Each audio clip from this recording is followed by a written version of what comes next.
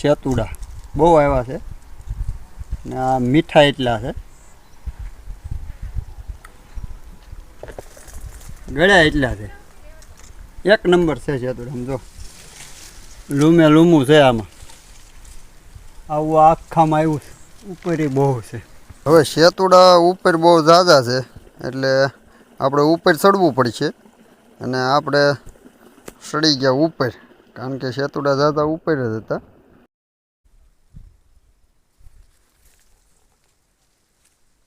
આપણે ચડી ગયા શેતુડા માથે, કારણ કે શેતુડા હતા બહુ વધારે, હેઠીથી આવે એમ નહોતા.